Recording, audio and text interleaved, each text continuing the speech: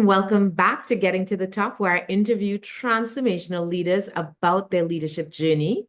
And today I have the honor and excitement of bringing to you Sarah El Battouty. She's a green entrepreneur and a global ambassador. Let me tell you about Sarah because it's a magnificent story. And I cannot tell you everything because there is so much. However, she's an architect. She's a climate policy specialist with 22 years in the sustainable design and development field. She's a senior advisor to the Egyptian president, 2014 to present, a UNFCCC Global Ambassador with the high-level champions representing non-state actors. She's a fellow for Vital Voices for Greater MENA 2020 and the first leader in the region to be among the impact entrepreneurs by Forbes. She founded Egypt's leading green building architecture consultancy and multi-award winning ECOnsult in 2013, gaining the highest portfolio of green award projects by a local architect and the MENA region's first carbon neutral village, as well as the first carbon neutral project in a community mosque. She's considered a disruptive leader that challenges conventional building and polluting methods through advocating design to achieve climate justice, accessibility for low-income communities by influencing policy. Her groundwork enables policymakers to see implementation succeed. Her role as an architect has become one of the regional and global female leaders in the realm of environmental design and climate action. Her contribution to environmental impact has inspired students and businesses to go green, and I know this will inspire you as well. She was nominated for her work by the prestigious Earthshot Prize and Bloomberg Good Business, becoming the first global architect to be nominated, and you have no idea how enormous that is. She's now on the board of the Supreme Council for Women in Egypt. She's been recognized for her contribution by His Majesty the King Charles, Commonwealth entrepreneurs serving African communities, and is among the most powerful and impactful 100 women in climate globally. Welcome, Sarah El Battouty. Sarah? Hi, Racquel. Hi, this is amazing. So congratulations on your podcast, and it's so good to see you. You're also a fellow, global ambassador. Championing each other is a privilege, definitely. Thanks a lot. Well, it's wonderful. And I mean, I remember when you were appointed, and it was so exciting because here is this young woman who is an architect and just mowing down barriers left, right, and center, achieving all of these amazing accolades. And it was such a moment of immense pride for me to even be included with you as one of these global ambassadors. But I'm so excited to hear about how did you get started? When did you discover that you wanted to be an architect? And then we'll get into how did you decide that you were going to break down all of these barriers and try all of these new things and be the pioneer that you've become. So it's actually really funny because I am a fourth generation architect in the family. So, and this is very much something common in the Middle East, where you have family businesses that are passed down from one generation to the next. And in my case, it was sort of expected of my generation to be architects. My family, they practice in Egypt and in Saudi Arabia, and they're quite prominent in Saudi Arabia as well. And so I knew I wanted to do architecture, and I was fighting to do something else for quite some time. But the talent was there and the passion was there. So I wanted to be an architect. The time when I graduated, how architecture was practiced, especially in Saudi Arabia, was very different to Egypt. In Egypt, developmental projects and community-based projects were very rare.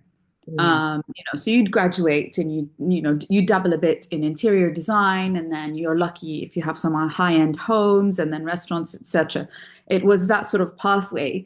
Yeah. And in Saudi Arabia, it was really different because women were not yet allowed onto construction sites. Ooh. So I was stuck in a predicament of Yeah. I really don't want to do that kind of architecture. But I also don't really want to miss out on a very important physical aspect of, being on site and learning, and that will put me at a disadvantage to all of my male peers. Yeah. So I was always questioning if this would be the path, even if I graduate. Yeah. So I started, practiced architecture for a little while, but it was very difficult to position what I wanted to do in that context. So when you had decided that you were going to go into the family business and study architecture, but you were resisting, what were you resisting in aid of? What were you thinking you would do instead? I knew at the time that ever since I was a child, I've been very, very occupied with our role on the planet in Mm, general. Um, and when I was a child, we were still, themes like the Amazon and the ozone layer and this new thing called species extinctions were really occupying a good portion of my day-to-day thinking. So I was, proactive from an early age, adopting whales and monkeys and, joining Saving the Planet kind of initiatives as a kid. mhm. And that sort of thing stays with you sometimes. So this was always lingering at the back of my head. And I was always trying to see, is there a link between the role of architects and this really important role of like manifesting development and civilizations and faith buildings and all of these fantastic engineering progresses that are happening, but at the same time it was a bit oblivious to what's happening on the planet. Yeah. So it ended up that I was studying architecture, but continuously going into other lectures about pathology, development, environmental studies, and different sciences because I couldn't find that correlation in the curriculum Yeah. that tells me architecture and environment are very, very interlinked. So I took matters into my own hand, which is like created my own personalized degree Yeah. in my own head. And I continued that throughout my entire career. Wow. If I can't find answers here, it's okay. I'm doing two degrees at the same time. I'm practicing one kind of architecture, but then being somewhere else. Yeah. And so what sparked that interest in the environment from such an early age? Were you exposed to something? Was it a program? How did that happen? It's actually a strange story. As a very young child, from the age of 2, I was diagnosed with um, a serious kidney disease, and because of that, my immune system would crash for months. Oh no. And so, as a child, I was usually indoors most of the time, and I missed a lot of school, but I was always, always watching programs about the planet. Oh, This is, David Attenborough, productions about how the planet works, travel programs about different parts of the world, and milestones like Live Aid yeah. when it first started. This is back in the 80s, and BBC World and the Earth and the Blue Planet and all of these things were just kind of this educational influence on me. Also, I realized that we should be here doing something Yeah. good for the planet. Yeah. I don't know how and I don't know what it is, but this was always, if we're here and if we're not doing very well, then when we get better, I really want to make a difference. I really want to do well, and I want to serve the planet. And through looking at nature and looking at developing countries, also what was happening in Africa with the famine at the time, Yeah. this stays at the back of my head as I'm growing older, but also bearing in mind that I have a predetermined kind of disposition to become an architect and take the family business from A to B eventually. Yeah. So that's interesting. This setback turned into the thing that revealed your path to you and gave you this interest and love of preserving the planet. and then you finally decide you're not going to resist the urge to become an architect, and so you're going to go through the process, but developmentally, there isn't a lot going on in Egypt. And in Saudi, where you want to work and where there is that opportunity, women are not yet allowed on a construction site. So how do you start to navigate that to develop this career? I studied at Cambridge University in the UK. So this is a very sort of classic, prestigious school. I wouldn't describe, avant-garde as the school. It's a very well balanced program that graduates, somber, fantastic architects. What I did then was I came back to Egypt and I requested not to join the family firm at all. And I looked into development projects that looked at rehabilitating communities and also developing communities in underprivileged areas. So these were, globally funded projects that work with development agencies that have some architects leading the programs. And this is exactly what I threw myself into.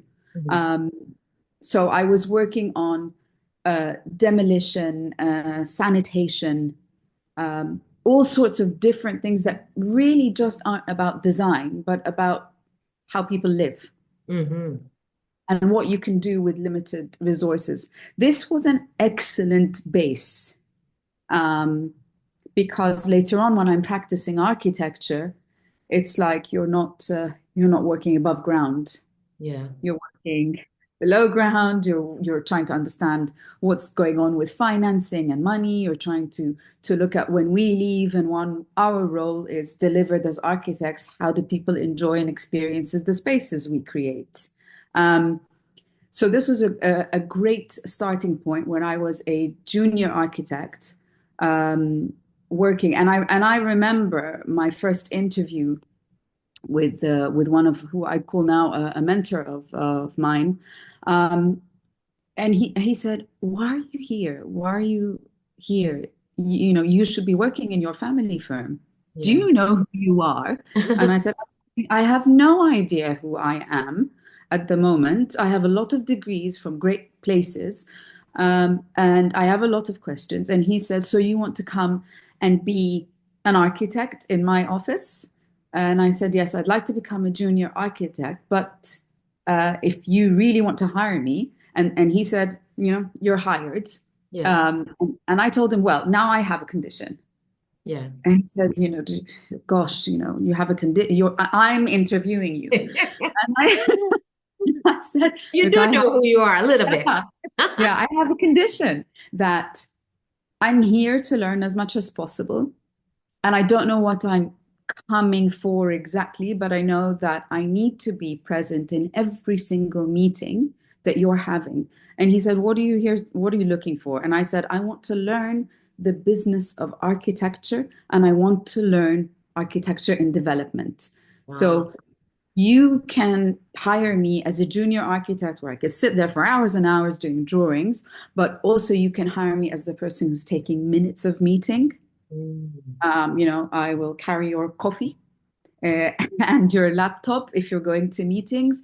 I will just attend and remind. I will be helpful. I want to learn the entire business." Wow. That Okay. willingness to sort of throw yourself in and Yeah. to subordinate yourself unnecessarily because you are from this incredible architectural lineage. You can go into your family's business. By the way, how was that received when you left school and did not want to go into the family business? Was it like, oh, that's fine, or did you receive resistance? I received, not, I wouldn't call it resistance, but a huge sense of disappointment that sort of culminated in, well, look, here is an allowance, okay, and I will never forget. My mother sent me £52 in the bank. Uh-huh. Said, You want to go look for a job? Here's £52. And this was back when I was in the UK. She left me with 50. I don't know why 52, but that was the number Very there. random. Not 50, not That 60, 52. yeah, I've paid your last installment for your degree, and we're flying to come to your graduation. And then I said, I'm going to stay on because I need to know what I'm doing. I'm not joining the family firm. I'm going to come to Egypt, pack my things, and go back to the UK and see what I can do. And she left me with £52, and I had to scramble for my ticket back. But they knew that there is something that I want to achieve. Yeah. My family know very well the hardships I had as a child Yeah. and the qualities coming out with, being determined to do well at school, even if you barely attended school, to pursue the degree and then make up your mind. So they understand that I'm not the kind of character that takes decisions carelessly in any way, but they knew very well that I was very uncomfortable with the way that architecture was being defined, that architecture was being practiced. And I just thought that we deserved to be obsolete if the role of architects is not to address the problems that humanity is facing, is to just make pretty things. Yeah. Yeah. Um, and it just felt like a very sad ending for this incredibly, incredibly powerful kind of profession where you used to, take expression. Crazy amounts of civilizations were based on specific buildings that carried on stories and history, and the role was so important. And then it's just been reduced and reduced and reduced. Yeah. So they always knew that. They heard my opinion at every, random dinner with family and stuff. They would hear I'm protesting basically. Internally protesting. Yeah, just protesting. So they knew. So they were disappointed, but they knew that I would probably be more troublesome to have on board Yeah. if not being happy than just let me go and do my own thing and hope for the best. Yeah. No, that Yeah. sounds fair. But my husband's an architect, and I still haven't reconciled in my head how you, as a profession, create something that lasts so long. Like that must be really like humbling to create something and then know that this will outlive you, Yeah. Yeah, yeah. so long. It also depends on who you're doing the architecture for. I think with the brief, I think how you feel about designing a school Yeah. can really resonate with you in a different way than designing someone's home, or for instance working in a collaboration to do a project for an Olympic village and a big master plan. Every project and who is going to live in this project or use it really resonates differently, and that's what makes it exciting to be an architect, because it's never the same experience twice. Yeah. I can imagine, but just knowing, like you can see architecture from, long ago, and it has an impression upon you.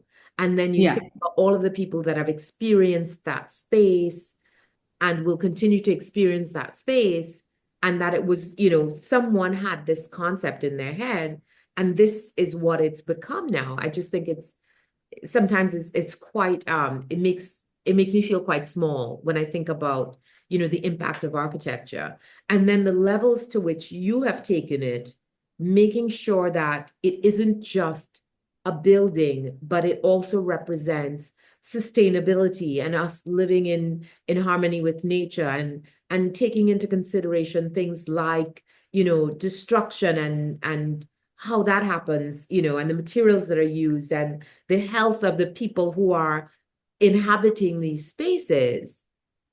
I think all of it is just it's quite moving.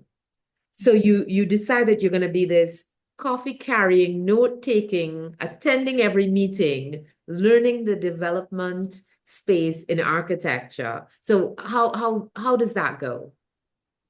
I mean, it went really well because at that time I was working very hard. And in my plan, I had a plan that I was always asking the question, why aren't people doing sustainable architecture in Egypt? What are the barriers? And at that time, it wasn't just Egypt, it was all over the world. Why wasn't this special yet? And there were still discussions. Um, I mean, you'd know about, we're talking about building breakthroughs and, the recognition that architecture or the built environment, Yeah. this industry is now responsible for 40% of the global emissions. I mean, this is really recent. This realization of the role of the built environment Mm-hmm. in the status that we're in is somewhere around 2015. Yeah. So when thinking about this in 2002, there really is very little there's very little room for you to go to. Yeah. There's little reference, and you can't sit there and be like, oh, I'd love to work for this firm, or oh, this person is my hero, or I'll learn from that person. There's very little in you sort of have to make it up yourself. But the one thing that was useful is that you can reference historically what people did, Yeah. and you can reference different cultures and different indigenous communities and how they built. And you can look at,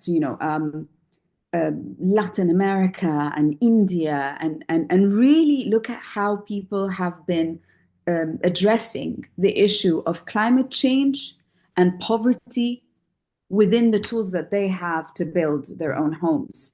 And this is a whole other world, and really no one teaches you this. You sort of have to explore it on your own and be self-taught, and you buffer yourself. You have this whole toolkit of know-how that you learn at university and then you learn through work experience. But this ability to learn how to learn and to ask questions and to persist in trying to find them, I think is a very good thing to have motivating you Mm-hmm. when you're doing the 9 to 5, or in my case, it was like 9 to 9. It was just long hours of work, learning and learning and learning. And I was given the freedom to speak to people and then not only just, do the humbling tasks, but eventually take decisions. So Yeah. within 3 years, I became the youngest senior architect, taking decisions, heading a task force, writing strategies and conceptualizing designs on very interesting projects within the firm that I worked at. This was remarkable because I was continuously learning there until I decided I think it's time where I can, see what I can do. Yeah. No, I think it's amazing because you are, a lot of people describe when you're sort of building something that doesn't exist, it's like driving the car while you're building it. And you are doing that because you're looking at the space and saying, there's something wrong here. And there isn't really anyone that I can learn from. And so you start pulling pieces together, creating your own solutions, looking to indigenous knowledge and communities that have, out of necessity, had to create something that worked in their environment, and pulling all of these pieces together and being willing to, do the hard work, learning. I love that. Learning how to learn, which I think is so important because when you are creating a new space for yourself, you now have to kind of figure it out from scratch when not enough knowledge already exists. And then relying on some ancient wisdom as well as some new methodologies, and being willing to take chances that it would have been easy for you to just fall into the family business. You would have done very well, but you wouldn't have had that sense of contentment because there was Yeah. this burning desire within you to make this contribution despite not seeing a path ahead of you. And, let's not forget, in the midst of all of this, in the midst of creating this new space, you are a woman in the Middle East. Yeah. Yeah. Yeah. I mean, I think because of, I think it's really a matter of character, how you approach this. Yeah. For the longest time, I would not realize the gender differences in the room Wow. because I'm there with, Yeah. You're the just kind of focused. weaponized vision as to what I'm trying to do here and do this today and do that today. Um, I did not realize that there was a lot of resistance. Mm. Who's this junior architect coming in and doing this? Why would I be the only girl on the construction site and not realize? But the one thing that was helpful is going back to, your family and being like, oh, I realized today that I'm the only woman. Yeah. Then I talked to my mom and my aunt who are also architects, and I'd Beautiful. ask them, is there any tips? Um, and they're like, just, they would always tell me that preparing yourself for change requires a certain behavior. Yeah. Okay. You will omit how you are to be respected on site Mm. yourself. Yeah. So carry yourself that you are a leader, dress appropriately, okay? Know how to tell people off on site, know how to give an order, know how to do a correction. Don't raise your voice, never embarrass anybody. You are there, and there are probably 250 men who are older than you. They see you as a child, as a little girl. They probably think that we're not doing a good job because we're leaving our little girl out there with all of these men, and but they have to realize that you're here to make a living and you have a right to be there just as much as they are. But that's it's such it's like dancing on a high wire rope, right? Yeah. Because you have to assert, leadership. You have to make sure not to offend. You have to recognize the fact that you're younger and you're a woman and you're in the Middle East and the culture and you're trying to do things differently. And you have to dance backwards on this high wire just trying to do your job. And I know Yeah. for me, coming from the tech industry, I didn't realize in the early days that, I was often the only woman. But then once you see it, you cannot unsee it. No, no, you can't because through, I mean, and I say we because my team in my company now we are 80% women. So when I say we realize is because we've always been in that sort of, you know, um, push and pull Yeah. with gender gaps, in the room, gender gaps on site. If we're pitching a project and we have a male counterpart, especially you would know in the tech sphere and stuff, it's not a level playing field. No, So, no. and I always tell the younger architects on my team, it's not a level playing field. Level it, Yeah. level the damn thing. So Okay. how are you leveling? And by level it, it's an architecture term, was tear it down and start with the flat ground. Wow. Okay. So I'm like, if you were to come and tell me at university, the boys were given better grades. When we were looking for jobs, more boys were hired. When we were on site, the boys would always do the presentation, the girls would tend to stay quiet, and so on and so forth. I'm just going to tell you, tear it all down. When you come here, we start from ground zero. And the ground zero is because already we started the company in a space that was not occupied by other companies. We're doing green buildings without any law or legislation that requires this, without any marketing for the issues that we are calling for, like climate mitigation, adaptation, whatever it is we're trying to address, without any financing that is allocated to this space. And we're a bunch of girls at the time who want to go onto construction sites, and no one wants to finance this. So look, the gap is there. The gap is everywhere. It's not just boys and girls. It's boys and girls and what we're trying to do on architecture itself and everything. So we will either all sit and sulk together, or we will just level it and say, this is all new. Let's see how it goes. I think this was a very good attitude because it prepared all of us for some crazy things, you know. Yeah. We would be on a construction site in the middle of the desert, and we would have, you know, the local labor or the local men not happy with having women, so they would, you know, release sacks of snakes where we are standing. We would No. have water cut off. We would have threats in the extreme, you know, Western desert that they will cast spells on us so that we can leave the projects. So you get some really interesting resistance, and then you get resistance that is equally as crazy from, you know, banks, for Wow. instance, the financial sector. There is no difference between this behavior and that. One is just more naive and physical, Yeah. you know, a rejection of women. The other one is really an underlying bias Yeah. of, I don't think you're going to make it on a construction site. So we saw all of this when we started the company. When I started this company, I had absolutely no capital. Obviously, I knew that I wasn't going to have any capital anyway.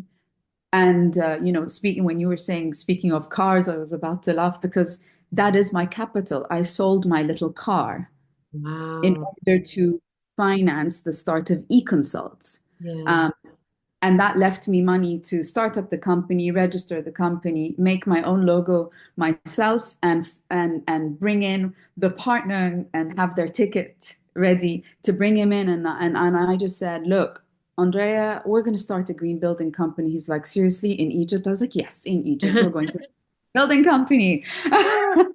We can't just sit there while the world is burning and pretend that we're really good architects, regardless of whether we are or we're not.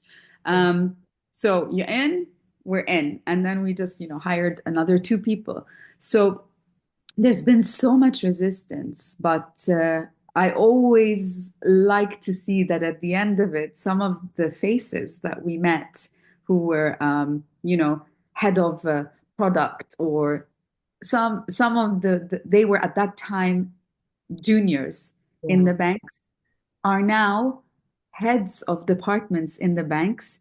And some of these banks that were rejecting us, you know, 15 years ago, are our clients today. Wonderful. Wonderful. Yeah. Full circle.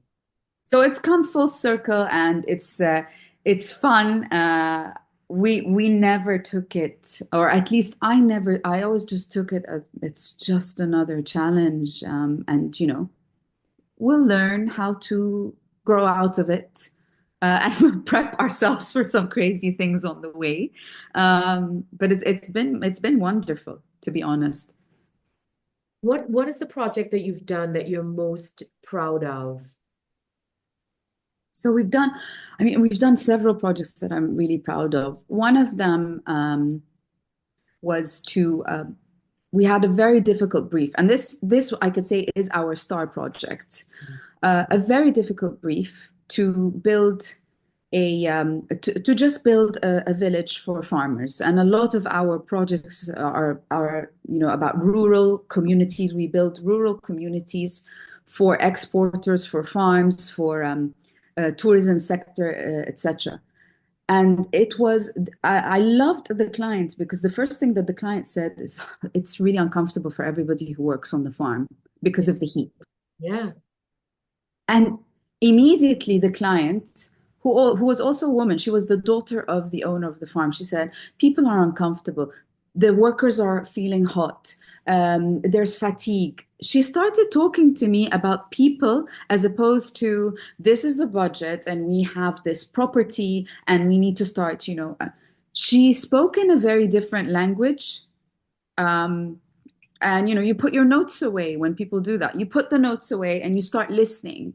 Yeah. So, because you start developing an interesting brief of, right, we need to protect farmers from heat. We need to retain the employment of farmers. They keep coming and going. They have no sense of loyalty. They don't love the project.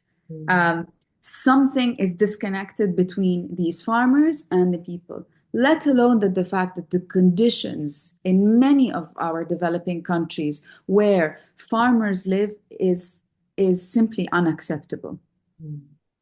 So she could not hear what she was trying to tell me, but what I heard was sustainable architecture for better livelihoods. Oh, I love And this vision that I gave her for the project, because she would talk for a very long time, and I was like, narrow it down. What do you want? What do you want? What do you want? And I told her, I'll tell you what you want. This is what you want. And this became the slogan for our company. She wants sustainable architecture for sustainable livelihoods. So it talks about how people eat, sleep, experience, work, and take time off within a given space. And if you can reach a balance in this, you reach well-being, you get better results as an employer, better productivity, better retention, better performance, better reputation. You become a positive contagion to all of the other farms around these areas. So why not? So we started the project, and I had set goals within the company that this project would be groundbreaking, because unless we made it groundbreaking, people will not hear about it. People need to hear about this project. They need to find out what we're doing, and we need to break all ceilings. And everyone said, Sarah, that the cost of green buildings is slightly higher. I was like, I don't care. We're going to meet these costs. We're going to have 100% renewable energy. Actually, we're going to go for something called carbon neutrality. And they said, what's that? I was like, we will measure every single process and how things are made, and we will take decisions on what we'll use as materials, what kind of architecture, also that we understand what this building is doing to the environment and what it isn't doing to the environment. And we're going to be very transparent about this. And they said it's a lot of undertaking. The client just wants a good space with good cooling and heating. Are you sure you want to do this? And I said, yes, because if we don't do this, we will remain, quiet activists. So it doesn't make sense. It doesn't cut it in this part of the world. And that's when we started developing the brief quietly at first amongst ourselves, then sharing it with the client, who was like, all of that, how much money do you need? And we told her, don't worry about it. Don't worry about it. We will do everything you want and everything we want for the cost that you allocated. How's that? And Racquel, it's like the stars align. If you have the good intention, and if you have a team that just trusts you a bit, a bit, not entirely, because you do need to have that 1-2 with your team of like, are you sure? But if you can attract certain people. I remember in that one project, we were a fairly young company ourselves, and we managed to hire a startup for solar energy, a startup for solar water pumping, a company that recycles plastic into carpeting, another company that cuts sustainable wood pieces, 2 or 3 artisans. So we had so many of these very, very tiny heroes everywhere. And just coming together into this one project made all the difference, because suddenly, from an unknown company that doesn't want to finance, overnight we became a company that can mobilize an ecosystem in Egypt, all for one goal, and then achieve global certification for it. So these small startups that were working with us hung on to us. They're like, yeah, well, we work with ECOnsult. Oh, don't worry, we have our, solar components. We're working with ECOnsult. I'm a hydroponic farm, and I've always done teeny weeny, rooftops, but now we're working to have a large hydroponic farm onto this construction site somewhere. And it was very, very exciting at the time, because we did a lot more than what we intended to when we established the company. Beautiful. And so, what you were talking about, that replicability, right? So being willing to take the chances, to put in the things, but to do it so that to build it all the way out and make sure that you're able to get it done within the cost. And I don't know how you would have managed to get that done, but to make it so that this is an example of what's possible so that you have the ability to replicate it. Otherwise, it's just this quiet farm in this little corner that's doing all of the right things, but nobody knows about it. Yeah. I mean, it was for 120 farmers, and until today, the project grows. So we had eventually an eco lodge that is attributed. We have schools that go and visit the farm. We have their international partner from Germany with the company's partner that they were supplying the organic tea to. They said, you know what, we're going to finance this project. This will become our campus. Mm. Moving forward. So they have these global retreats there that happen. It started off with housing for farmers that stops the issue of the extreme heat one way or the other. It became a, a prototype, a testing prototype.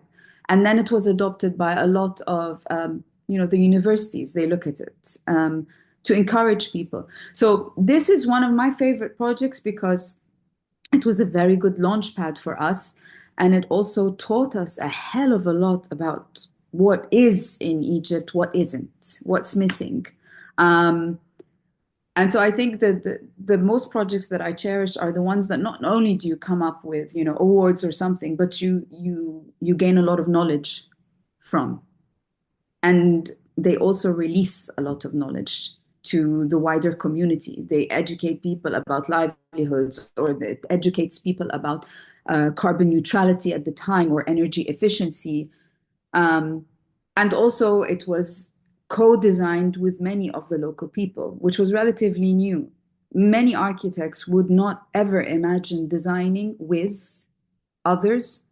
They'd definitely much rather design for others. Mm. And it's not part of my own personal mentality. So we learned a lot of the things that we did on site from the locals. They taught us things about foundations, about windows, about treatment of, desert rodents without, resorting to chemicals and things like this. So it was a huge learning curve for us. I think that's so important, designing with and not for, so that you are taking into consideration the local context. So I always finish with this question, and it is, what's the best advice that you've ever received? Definitely that I've received tons of advice, tons. I love advice. But I think I received some very good advice about two things: being a woman, being a parent myself now, to two girls, that I have to understand the value of my time. Yes.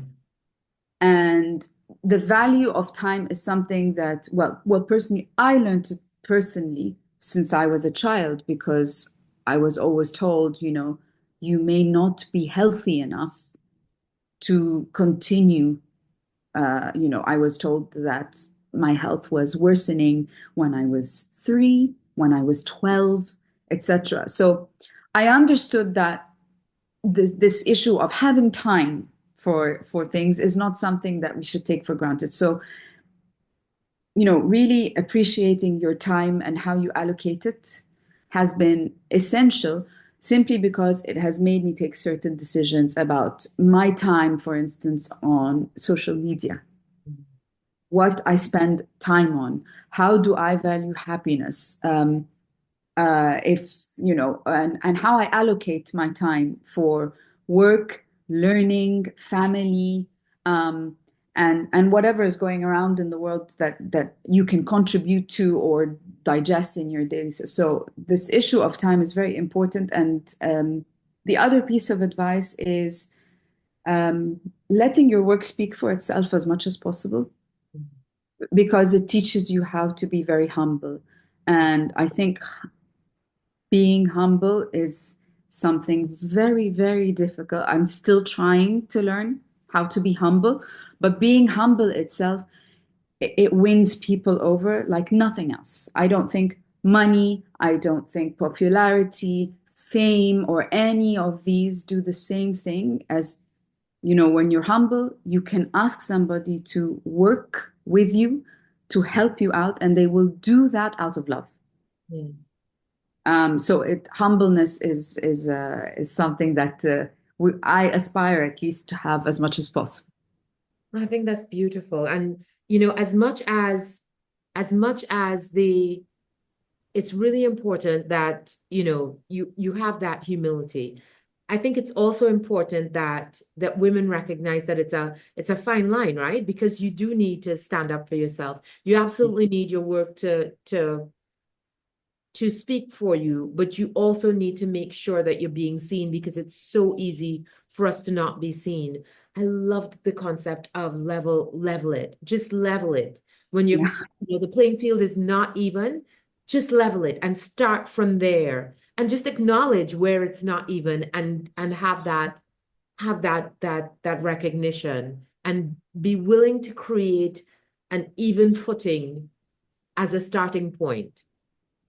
But what I think I'm most inspired by in this conversation is your willingness to create your own space, despite the turning, adversity into advocacy, and being willing to just create your own space and through discovery and creation, and not resting on your laurels and saying, oh, well, I've come from this architectural dynasty and I can just sort of continue along that vein, or I can do something really meaningful with my life. And in doing so, create a whole new path, not just for me, but for so many others. Yeah. Yeah, no, this is great. Thank you for summing it up. I haven't heard it like that before. So I'll be using some of that from adversity and creating my own space. So yeah, so you will hear me saying that again. Wonderful, wonderful. I just loved this chat so much. And I will admit to something that doesn't put me in a very good light, but I think it's something that women need to hear other women admit.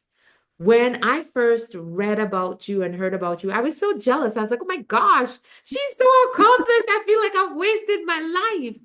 But I think that's okay. I mean, there was a book that I read from Mel Robbins, and it talked about whatever makes you jealous is what you hope and wish for. So acknowledge Yeah. it in that moment and say, okay, I know what that means that I should do. It means that I want to do more. It means that I want to achieve more. It means that I want to accomplish more. And there's nothing wrong with that as long as you recognize the feeling and turn it into something that is healthy and action oriented. Yeah. So I'll share that with you. I was entirely intimidated by your success, but I'm so delighted that we had this conversation and I had a chance to learn more about your incredible work and the legacy that you continue to create. And I'm so glad that you decided to have this conversation with me. And I know Thank you. that our listeners and our followers would have learned so much and been inspired by your journey. So thank you, thank you, thank you. And for those of you who stayed with us till this far, thank you so much for being with us and being a part of this conversation. I'd love to know if you have any questions for Sarah that we can send and respond to. And with that, if you haven't already subscribed on Apple or Spotify or on YouTube, please do. And we look forward to seeing you next time. Thank you and Thank bye-bye. you. Bye. Bye.